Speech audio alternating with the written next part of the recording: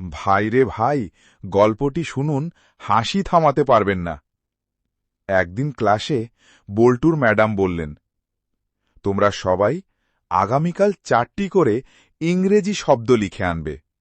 বল্টু school থেকে বাড়ির দিকে যাচ্ছে আর চিন্তা করছে ইংরেজি শব্দ। হঠাৎ সে দেখতে পেল একটা লোক একটা ছেলেকে ধমক দিয়ে বলছে, স্ট্যান্ড আপ। বল্টু লিখে নিল তার প্রথম শব্দটা, স্ট্যান্ড আপ। এরপর সে পথের ধারে একটা ডাস্টবিন দেখতে পেল। পল্টু তার দ্বিতীয় শব্দটিও পেয়ে গেল, ডাস্টবিন। আবার কিছুদূর যেতে যেতে বল্টু একটা সিনেমার শুটিং দেখতে পেল।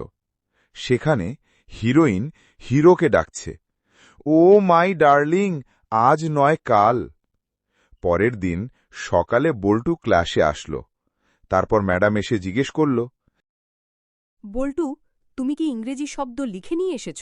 বলো আমাকে। হ্যাঁ ম্যাডাম, ম্যাডাম স্ট্যান্ড আপ। এই ছেলে, তোর সাহস তো কম না? তুই আমাকে স্ট্যান্ড আপ বলছিস? তুই আমাকে কি মনে করিস? Madam dustbin. তুমি নিজেকে কি মনে করো? Madam hero. এই, কেউ গিয়ে ব্যাতটা নিয়ে আয় তো, আজকে তোরে মেরেই ফেলবো। ওহ মাই ডার্লিং, আজ নয় কাল।